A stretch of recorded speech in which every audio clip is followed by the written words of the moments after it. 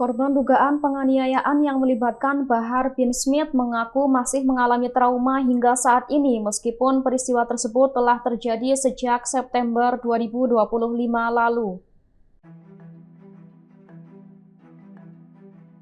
Korban bernama Rida menyampaikan bahwa trauma tidak hanya dirasakan oleh dirinya tetapi juga oleh keluarganya. Tekanan psikologis disebut menjadi dampak paling berat selama proses hukum berjalan. Rida mengaku mendapat tekanan dari berbagai pihak baik secara langsung maupun tidak langsung. Menurutnya, kondisi psikologisnya sangat terganggu akibat peristiwa tersebut. Selain tekanan mental, Rida mengatakan kasus ini turut berdampak pada kondisi ekonomi keluarganya. Sejak kejadian itu, aktivitas dan kestabilan ekonomi keluarga terganggu karena harus fokus mengurus proses hukum. Meski demikian, Rida menegaskan tidak ingin perkara yang dialaminya diselesaikan melalui jalur restoratif justice. Ia berharap proses hukum tetap berjalan hingga tuntas dan pelaku diproses sesuai ketentuan hukum.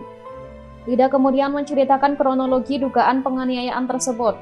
Ia mengaku awalnya datang ke sebuah acara Maulid Nabi untuk mendengarkan ceramah Bahar bin Smith dan mengikuti jemaah lain untuk bersalaman.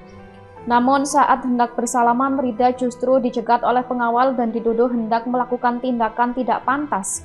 Ia kemudian dibiting, diamankan, dan dibawa ke sebuah ruangan khusus tamu. Di ruangan tersebut, Rida mengaku kembali mengalami kekerasan fisik. Ia bahkan menyebut sempat disekap menggunakan handuk basah hingga kesulitan bernapas. Setelah kejadian itu, Rida diarahkan ke Polsek Cipondoh untuk membuat laporan. Kasus tersebut kemudian dilimpahkan ke Polres Metro Tangerang Kota. Pihak kepolisian menetapkan Bahar bin Smith sebagai tersangka dalam kasus dugaan penganiayaan terhadap seorang anggota Banser di Cipondoh, Kota Tangerang. Kepala Satuan Reserse Kriminal Polres Metro Tangerang Kota, Ajun Komisaris Besar Polisi Awaludin Kanur menjelaskan bahwa peristiwa tersebut terjadi pada 21 September 2025 saat Bahar menghadiri sebuah acara di Cipondoh.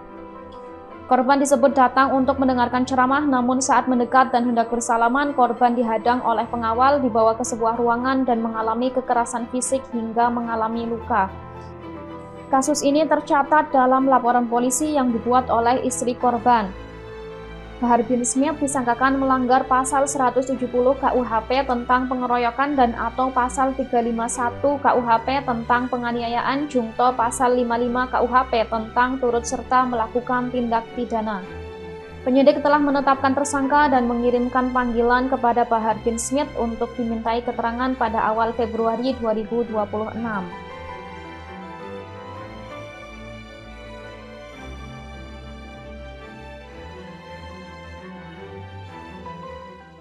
Download Tribun X sekarang, menghadirkan lokal menjadi Indonesia.